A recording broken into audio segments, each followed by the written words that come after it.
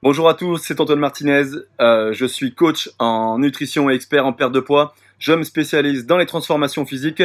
Je vous invite à mettre un petit pouce en bas de la vidéo et à vous abonner à ma chaîne YouTube pour avoir encore plein d'informations concernant mes 3 piliers fétiches, le lifestyle, la nutrition et l'entraînement. Dans cette vidéo, je vais vous donner mes 3 meilleurs secrets pour perdre du poids rapidement, sans avoir à faire d'efforts, juste en modifiant quelques détails dans votre alimentation.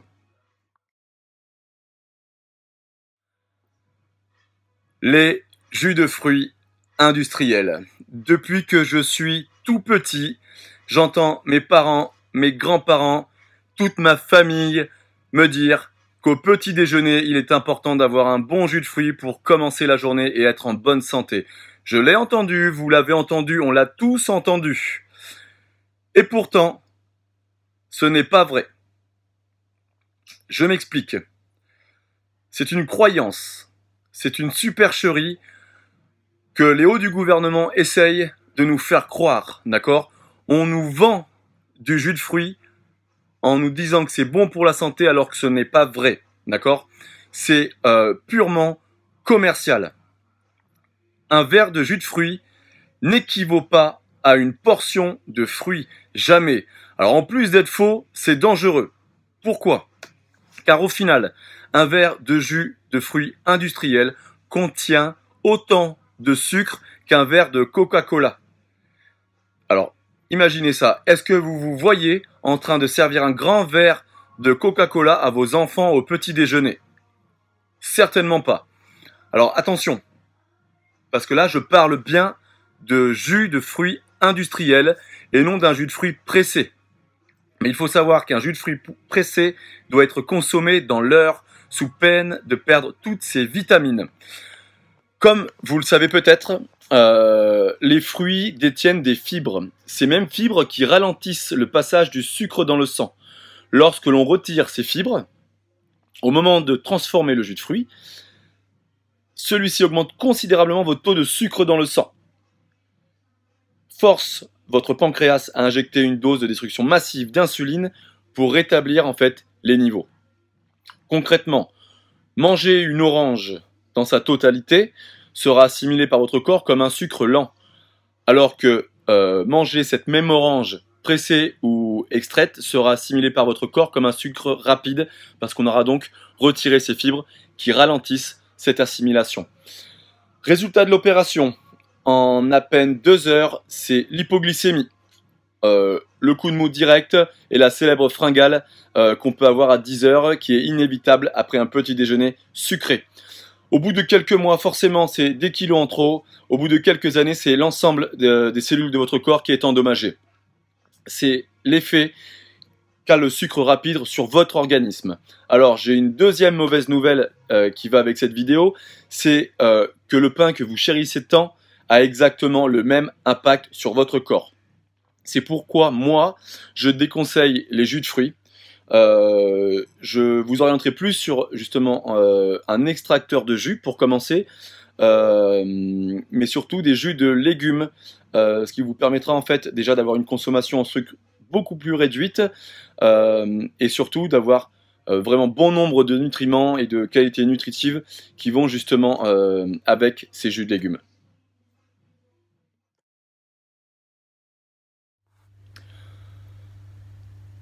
Cette fois, on va aborder notre consommation donc de féculents tout au long de la journée. Alors, si on en croit les hauts placés du gouvernement qui nous vendent justement donc des féculents et des céréales en pagaille, on devrait avaler chaque jour un maximum de féculents comme les pâtes, les pommes de terre, le pain, les céréales, les légumineuses, tout ça.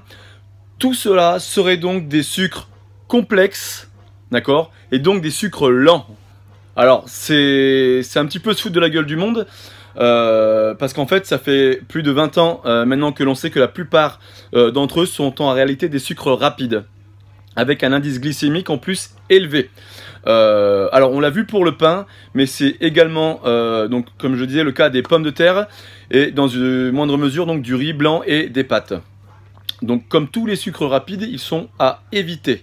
Il vaut mieux privilégier donc les féculents qui ont un indice glycémique bas ou modéré, comme le ritail semi-complet, le sarrasin, la patate douce ou les légumineuses. Moi, je suis un grand fan en fait des légumineuses. Pour ma part, on ne devrait consommer que des légumineuses et bannir complètement en fait les produits céréaliers. Mais nous sommes soi-disant obligés d'en consommer à chaque repas. Pas du tout. En fait, pas du tout, parce qu'il y a plusieurs critères qui rentrent en compte, dont votre activité physique, votre âge, votre métabolisme aussi. Est-ce que vous avez un métabolisme qui crame ou non? Donc en fait, tout cela est à prendre en compte. Par exemple, si vous êtes très sportif, ou alors que vous avez un travail qui va être très intense, un travail manuel, je précise, alors effectivement, vous allez avoir besoin d'une dose importante de glucides, justement donc pour avoir cette énergie. En revanche, si vous passez votre journée le cul assis derrière un bureau, on va pas se mentir, vous avez une consommation énergétique proche de zéro, donc vous n'avez pas du tout besoin de tous ces féculents ou même de tous ces glucides. Votre corps ne les assimilera pas et il va directement les stocker. Alors, il faut savoir que c'est vraiment les féculents qui nous fournissent l'énergie dont le corps a besoin. Mais attention, c'est aussi ces mêmes féculents qui peuvent vous faire grossir. Toutes les études récentes montrent qu'un régime pauvre en glucides, donc un régime dit low carb, a de bien meilleurs effets que le régime donc féculent que l'on veut bien nous recommander. Alors, pourquoi le régime low carb est réellement important? Il est important parce qu'il va agir directement sur la perte de poids, en particulier donc sur la perte de graisse abdominale, sur le niveau de la pression artérielle, le niveau de taux de sucre en fait dans le sang, votre niveau de triglycérides. Rien que ça, ce sont des bonnes raisons pour réduire considérablement votre consommation donc en glucides et en féculents. Et je le répète encore une fois, vos glucides, vous devez les mériter. Consommez-les après l'effort. Si vous ne faites pas d'effort, n'en prenez pas. Alors, la matière grasse, on entend parler depuis des années, on l'a diabolisée. Alors la question c'est, la matière grasse, ami ou ennemi public numéro 1? Alors, on nous inonde aujourd'hui de produits allégés en matière grasse. On a 0 ici par-ci, 0 ici par-là. On nous raconte que réduire notre consommation de matière grasse nous fera réduire notre tour de taille et notre tour de hanche. Or, les différentes recherches à ce sujet nous prouvent le contraire. Les régimes pauvres en matière grasse ont certes fait leurs preuves, mais pour 95% des gens qui les ont pratiqués, tous les kilos qui ont été perdus reviennent dans les 6 mois à 1 an après le régime pauvre en matière grasse. Et bien souvent, elles reviennent avec un petit bonus en plus. Donc je vais vous expliquer pourquoi. Lorsque vous consommez moins de matière grasse, vous consommez naturellement plus en fait, de glucides, donc de produits à base de céréales, de féculents. Et le gros souci, en fait, c'est que 80% des aliments céréaliers sont raffinés.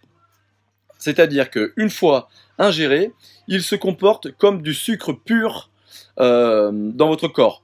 Le corps, donc, au final, les stocke sous forme de masse grasse au lieu de les assimiler, d'accord, et de s'en servir comme énergie. À l'inverse, on peut éliminer plus de matière grasse en mangeant plus de matière grasse. Le tout, encore une fois, est de privilégier la qualité des matières grasses que l'on va ingérer à la quantité.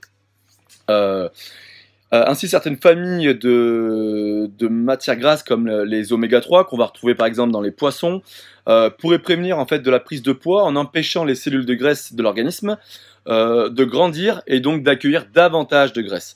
Il y a d'autres graisses alimentaires qui permettent de conserver des taux d'hormones dites anabolisantes qui préservent les muscles et brûlent les graisses corporelles.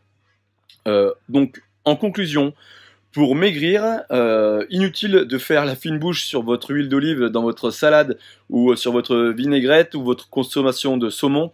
En revanche, limitez fortement votre consommation en glucides à indice glycémique élevé, comme les céréales, le pain, les pommes de terre, les sucreries bien évidemment, on va retrouver aussi les viennoiseries, les gâteaux apéritifs. Je le rappelle, parce que j'ai vraiment pour habitude de le dire, les glucides, ça se mérite. Méritez vos glucides. N'oubliez pas, si vous avez aimé cette vidéo, un petit pouce en bas à droite, ça fait toujours plaisir. Et n'hésitez pas à vous inscrire à ma chaîne YouTube afin de bénéficier d'un maximum de contenu gratuit.